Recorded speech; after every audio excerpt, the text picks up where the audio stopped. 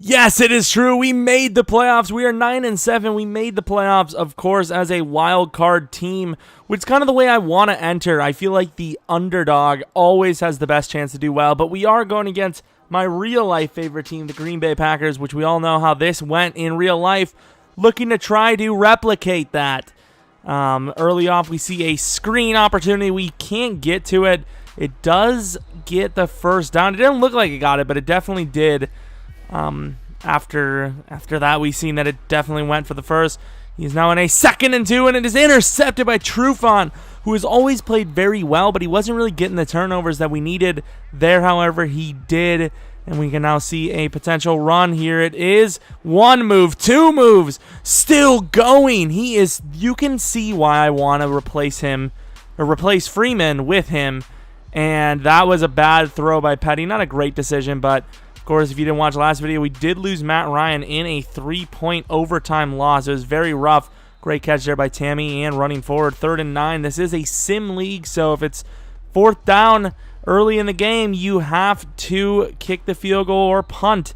I mean, you can fake it, but you only get 1 a game. Tevin Coleman does get the easy screen touchdown there. 7-0 is the early score. 1st and 10, backing up to throw. Aaron Rodgers really doesn't have anyone to go to, so he's going to throw that away wisely. 2nd and 10, coming with a blitz, and it does, it kind of gets there, but Trufant wraps up the sure tackle. 3rd and 7 right at Alford, who's played decently, but at the same time, he is getting burned here and there, trying to look for a new cornerback through trades. And on 3rd and 1, what a play. We commit thinking it's a run, and he throws it, has many guys open, and the pressure kind of gets there, and it was swatted, and what a throw there. Right on target to Sanu, I believe. Petty kind of impressing us a little bit here. And that one, a little underthrown. Doesn't have the throw power you'd like from him. But at the end of the day, he's up 7-0 in his first game being a playoff player. I have no idea who we would play next week if we win, but obviously the main importance is to try to get the win, as our defense is starting to give it up a little bit like they're known to do. 1st and 10, and Rodgers is going to try to take off. Gets hit, holds on to the ball. 3rd and 5. This is a huge stop if we can pull it off. Can we do it? Yes, we can, as we get very lucky with yet another swat at the line. 1st and 10 from our own 25. Tevin Coleman finding the crease once again. He is some talent back there, which is why we definitely want to start him over Freeman. And throwing off his back foot, not a great decision by Petty at all. We made a terrible decision there and threw a pick because of it. 2nd and 10, and that's more pressure. Sack by Brooks Reed. We're going to look for a better pass rusher on that other side in the offseason. Reed's done all right. Speaking of all right, Trufant doing well this game. I wish he would have picked that off, though. It would have been 2 on the game and good field position. But, hey, we got the ball nonetheless. 2nd and 11 turned to 3rd and 1 after the short throw to the outside. Speaking of short throws to the outside, wide open. I believe CJ Spiller, but cannot be hit by Petty, who overthrows him by a ton. Eddie Lacy with a great block, but it's not enough as Warlow gets the pick, and that would be a holding on the Packers, so it's still our ball. Turnovers aplenty. 1st and 10. Tevin Coleman wide open, and the man can take a hit, which is the reason why I want to keep him over Freeman. What can we get rid of? What can we gain from Freeman? I'll never know. And yet another pick. Might have to look for a better backup option. I mean, not the worst decision in the world, just not enough throw power, couldn't quite get there. And look at this. Look at this. We came with some heat there. Just pressed them on the outsides, and Trufant, I believe, came running full blast right after him. So on 2nd and 26, it is a screen, and it's picked off by Keanu Neal. The youngster takes it in for 6, and now the defense starting to heat up even more. We do miss the extra point, however. It's not easy in this league. It's like all Madden. Wow, look at the hit on Jeff Janis, and it's our ball this time. Force enough fumbles, and you shall receive. 2nd and 5, another screen pass, and there goes a move. Tevin Coleman is gone. That is just the guy we need. Freeman is basically a goner at this point. Don't know if CJ Spiller is going to return, but Freeman, don't think he's going to stay around unless we can't get a trade. So that is going to be a punt there after the 3rd and 10 miss. 3rd and 3 over the side. Julio Jones with the one-hand interception on the overthrow by Petty. And throwing to Sanu there, wide open, trying to make some moves. Does get about 16 yards there. 1st and 10. Is it going to be a run? No, it's going to be a throw, surprisingly. And over the middle, a great catch again by Sanu. 2nd and 10 after a failed throw. We are going to be back out there. Julio Jones wide open on the outside. That's another 1st down. Just gaining these 1st downs left and right.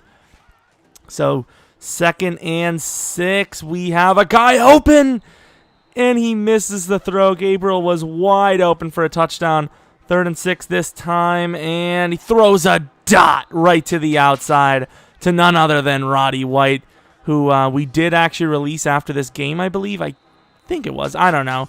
But Petty tries to run in for the touchdown. Guess what? He gets it.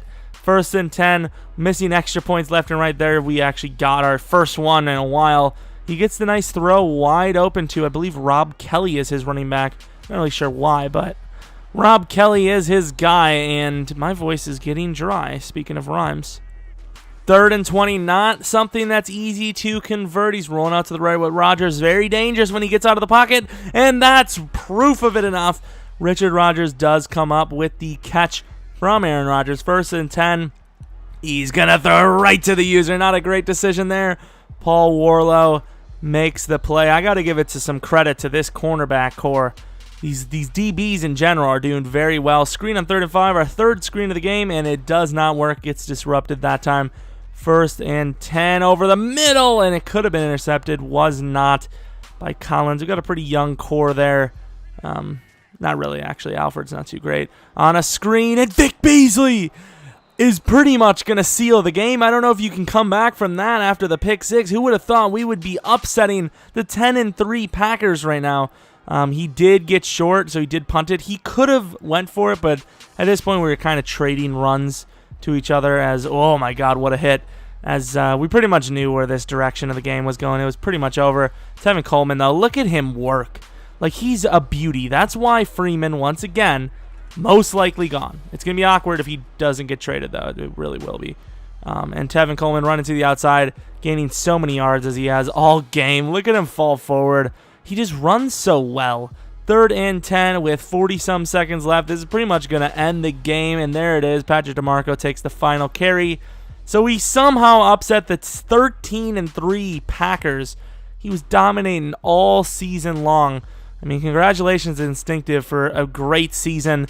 A little bit of luck on our side because there's no way we would expect to come back in here and win 33-3. Hopefully it carries through to the next week because Matt Ryan is gone for the rest of the season. The only guy that can even return is Brian Poole and Deion Jones. Deion Jones would be a huge help, but it kind of need to make it to the Super Bowl for that to happen. Very unlikely for us, but hey, Petty did enough to get the win. So did Tevin Coleman. As long as T. Cole and I don't know if there's really anyone else. I think it's just Coleman. Coleman's the only guy we can't afford to lose, honestly. Vic Beasley and all the company, they're good, but it's really just Coleman. Coleman and maybe Trufant. But, I mean, this team's all right.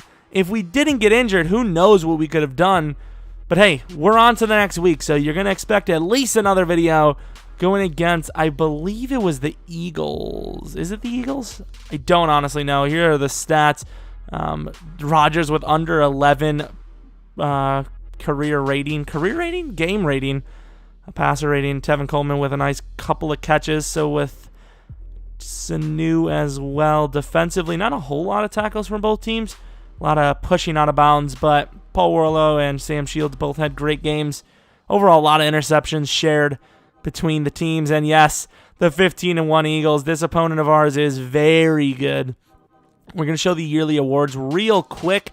Don't know if you guys got to see them. Very weird names, obviously, because it's a user league. So, the worst player in the league could turn Julio Jones into the worst player. I'll use myself as an example. Or the worst player, or the best player in the league can turn, a bad team into a good team. Like, I believe Texas is the Browns. And he made Crowell the MVP. And, I believe he's still in the playoffs right now. I believe he just streamed recently. But hopefully you guys enjoyed the video, and if you liked it, cool. I hope hopefully you come back around for the next video. But until next video, which is a Steelers rebuild in about an hour or two, see ya.